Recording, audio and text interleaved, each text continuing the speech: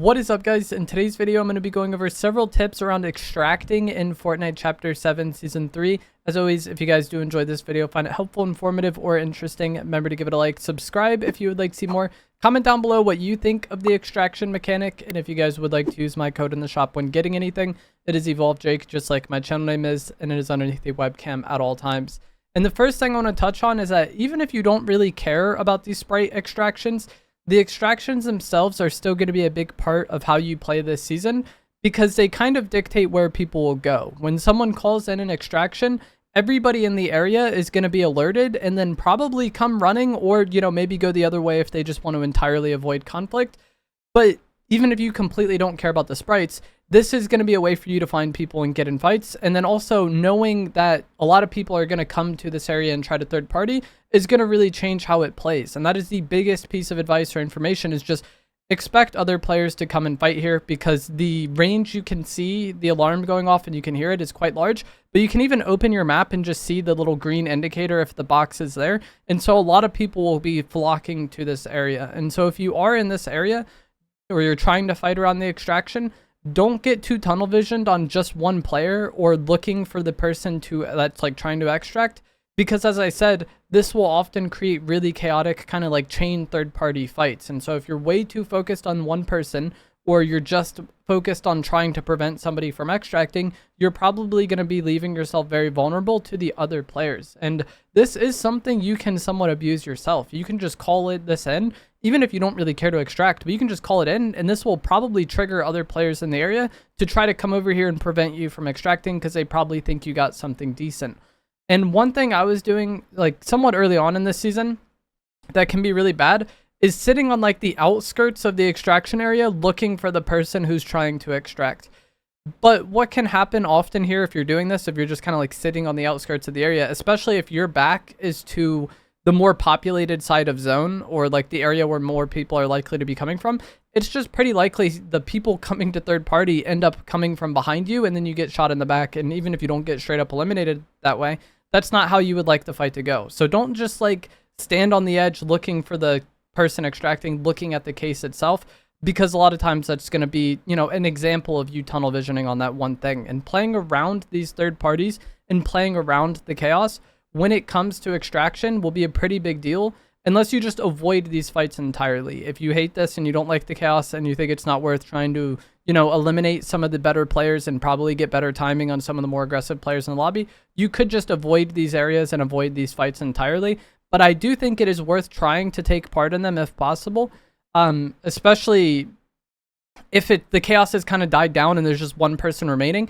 Because like I said, typically the people coming to third party these extractions are going to be the more aggressive players in the lobby. They're going to be the better players in the lobby. And if you take them out earlier in the game, that makes the rest of your match easier. And even if you aren't the best fighter, if there's a really good player in the lobby and you have the opportunity of having a fair fight versus them, or having a situation where you can third party them after they just existed in a really chaotic moment, third partying them after they were just in that chaotic moment is probably going to be your best bet on getting them out of the game, right? So even if you aren't the best fighter, trying to play around these areas and capitalize on the chaos can help you win games and help you get eliminations that you maybe wouldn't have gotten otherwise.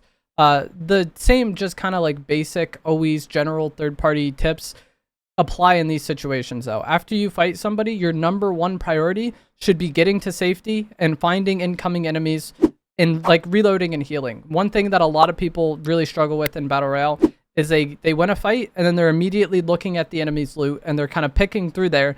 And all the time they're doing that, not only are they probably a somewhat easy target, but they haven't reloaded their guns, they haven't healed up. And so if a fight does break out, you're not going to be as ready for that as you would be if you, healed up and reloaded.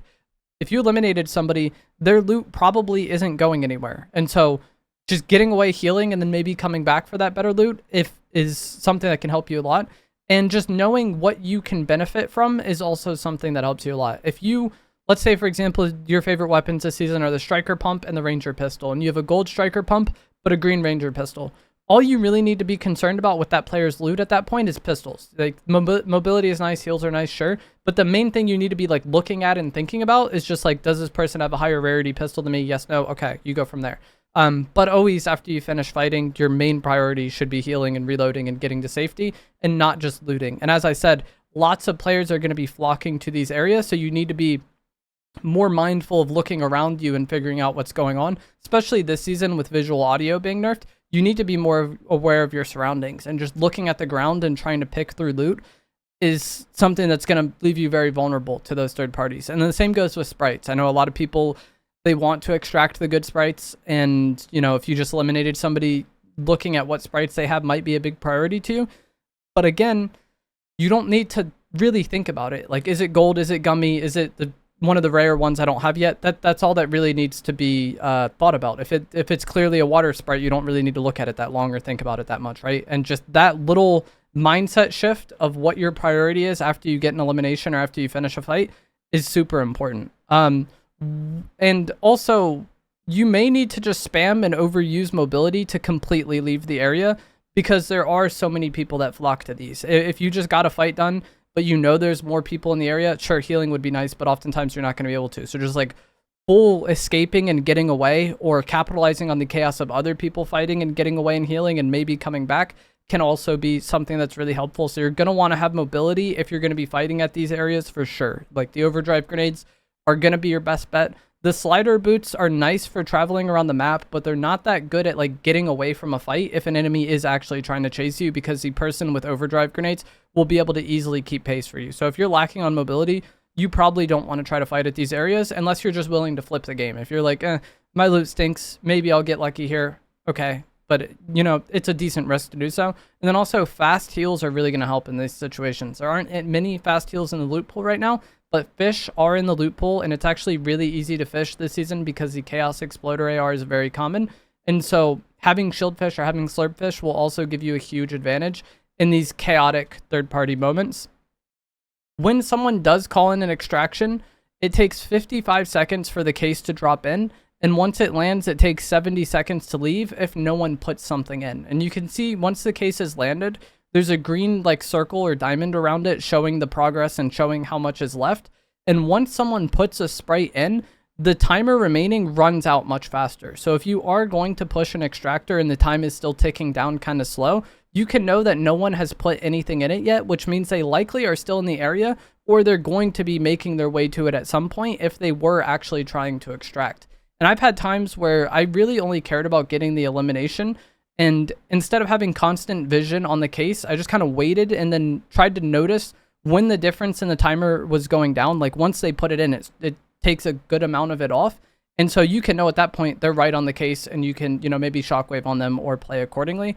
A lot of players going to extract though will focus way too much on the extraction aspect of it, and they'll just run to the case as you're beaming them. Or if they're trying to put multiple sprites on the case, they'll be sitting there looking at the case as you're beaming them. And again, if you're only worried about kills, then, you know, that's a free elimination for you. If you do let them think that they're about to extract, if you shoot at them too early, you know, they're probably going to prioritize the fight. And if you are someone that's trying to extract, once you call it in, don't just stand directly on the case. Like I said, it takes 55 seconds, and you don't even really need to be like that close to it. A lot of these extractions have clear spots where somebody would sit if they were trying to extract. There might be a little building right next to it or a bush right next to it. Those are going to be the obvious spots, and you don't really want to be there because that's where people are going to expect you most. And it takes 55 seconds to get there. And then once it's there, you have 70 seconds to put it in, which is a minute and 10 seconds if no one else does it. So you can really just call it in and somewhat leave the area and then come back once the case is actually there and potentially maybe clean up any fights that happen. If you really don't like fighting and you're scared of fighting, that would probably be the easiest way for you to extract. Call it in, go to a completely different spot and just wait, and be close enough to where you can hear shots, but not so close that it's predictable where you went. And then once the chaos starts breaking out, you could just try to overdrive at the case and put it in while people are, you know, worried about their fight. Or you could wait until the fighting dies down and then try to clean up that final player and then extract. But a lot of times if people are fighting and they're very distracted and consumed in their fight, and then you just start overdriving at the case, they're going to be more worried about the person that they're actually fighting. And if you want to be incredibly safe, you could go to the extraction points that are on the edge of zone. The ones in the center of the map or the center of zone are going to be the most contested for sure, because those are just the ones that most people have a potential route to get to. But you could go to one that's on like the extreme edge of the circle or the most inconvenient point to the circle, or just in the storm, because the storm in Fortnite is 1 damage for most of the match. And so as long as you aren't in the end game, being in the storm really isn't going to be that dangerous. A lot of these extraction areas have vending machines that are near them that you'll be able to patch up white health or, you know, buy med kits from, or you could just, you know, do so accordingly. So going into the storm to do it, if you're before 4th zone, could also be a bit of an easier, a bit of a safer extract. And then there's also the portable extractors. And if you have something very important, like let's say you find a rare gummy sprite or a rare gold sprite you don't have yet, using your portable extractor on that would be good. You don't want to waste these portable extractors on just random sprites that you already have. You can buy 1 portable extractor per day at the extraction computer for 2,000 sprite dust. And then you also get some from doing daily challenges as well. I think there's 2 every day and 4 on Mondays that you can get for doing the daily challenges. So you should consistently have enough portable extractors for you to extract your very high value sprites. But if you are trying to extract like low level things or just, you know, common things just to get dust, you don't want to be spending your portables on them. You want to save it on your important items. That way you don't have to go through this entire process. But if you do have to go through the process, you're very scared of fighting, go to the storm, call it in, hide somewhere, heal up with medkits, and then once it's there, overdrive onto it, put it in. And even if you get eliminated doing so, you know, just putting the sprite in might have been worth it to you in that moment.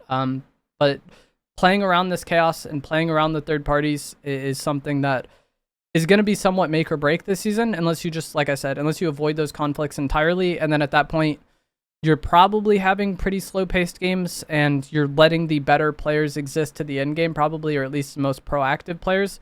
And then your end games are probably going to be more stacked as a result of it. But that is going to be it for this video. As always, if you guys did find this to be helpful, informative, or interesting, remember to give it a like, subscribe if you would like to see more, and I'll see you guys in the next one. Thanks for watching.